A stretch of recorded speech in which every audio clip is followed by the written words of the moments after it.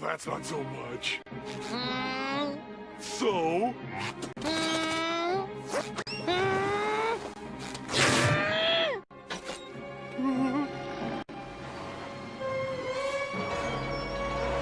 Hey guys, this is just a quick video on my thoughts on Islam and its effects on modern society and the media outlets that cover it.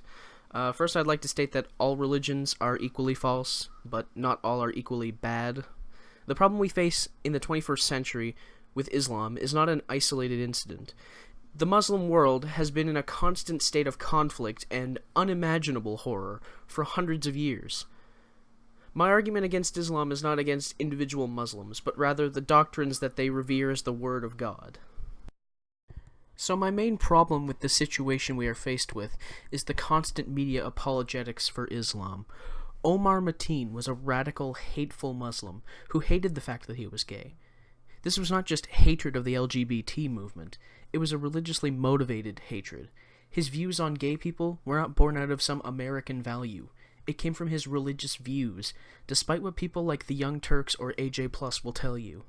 When the recent attack in France happened, when 84 people were killed by a man driving a truck yelling Allahu Akbar, what did the media do? They blamed the truck. They did not blame the driver of the truck, the psychotic, religiously motivated driver. No, they blamed the truck.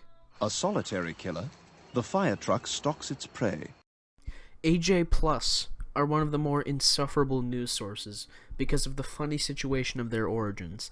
You see, AJ+ is part of the network Al Jazeera, and Al Jazeera was founded and is funded by the Qatari royal family, a religious theocracy, telling you that Islam is not the cause of these attacks.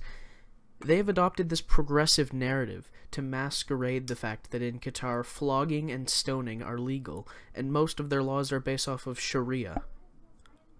Also, the Young Turks, who I also brought up earlier, have partnered with AJ+, making them also partially funded by a religious theocracy.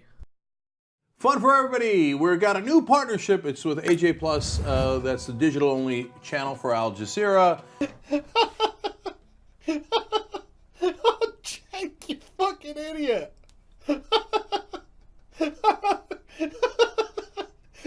These media sources are totally biased, and they definitely have a dog in this fight. The Young Turks did a laughable video on the Cologne sexual assaults back during New Year's. This is kind of old news, but if you would like to see a video on this, I would highly recommend you check out Atheism is Unstoppable's video on it. The link will, of course, be in the description. I think Facebook has caught on to my distaste towards Islam, because it keeps giving me these suggested posts that try and convince people that Islam is actually a religion of peace. It is as if Facebook knew I was making a video and needed something laughable to show to you. So here I present to you the gem that is Islam against gender equality? Well, the short answer is yes.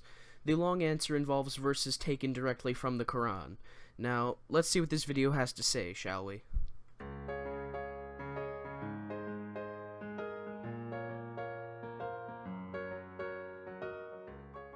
Fact. Did you know women weren't even allowed to vote in Canada until the year 1916?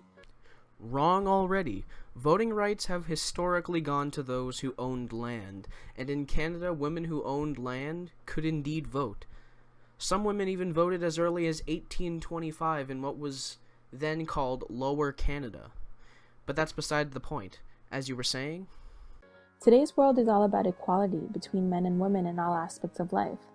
Contrary to the ways of most quote-unquote Islamic countries of today, Islam gave rights to women 1400 years ago. Quote-unquote Islamic countries? Now this is the part where it gets interesting. She's trying to say that Muslims in countries such as Iraq or Palestine are not following what Muhammad told them originally. With the coming of Islam, both men and women were given the equal rights in the sight of God, and a complete reformation was taught to its believers. Chapter 4, verse 125, that all men and women are equal. He says, "But whoso does good work, whether male or female, he or she is a believer, such shall enter heaven." From what I can find, chapter 4, verse 125 says, "And who is better in religion than he who submits himself entirely to Allah?" while doing good, and follows the faith of Abraham, the upright one, and Allah took Abraham for a friend. That has nothing to do with women or men, but rather for all those who will submit to the will of Allah. So right off the bat, I cannot find what she is talking about. At another place, God says, "And their Lord responded to them, Never will I allow it to be lost the work of any worker among you, whether male or female, you are of one another." Chapter 3, verse 196. Yes, we all know you can cherry-pick verses, you can quote mine, you can misinterpret, sure. But, however, you cannot deny that there are plenty of verses in the Quran that say terrible things about women. Quran, chapter 4, verse 11. This is talking about inheritance, by the way. The male shall have the equal of the portion of 2 females. Quran, chapter 2, verse 228. And the men are a degree above them, referring to women. Quran 38:34. And take in your hand a green branch and beat her with it, and do not break your oath. The Quran also instructs that men are to determine how women dress. Quran 39:59. Tell thy wives and thy daughters and the women of the believers to draw their cloaks close round them. Alright, it's time for me to get serious with you guys. Okay, that's much better. Just like to do a quick shout out for my friend Zev. He runs a YouTube channel. The link will be in the description. Here's just a quick clip of some of his content. Hi, my name is Zev, and if you're watching this, you probably have some sort of mental disorder. So I light it in my mouth, and I'm like, wow, this tastes pretty odd, and then the entire stick just lights on fire. I was like, well, fuck.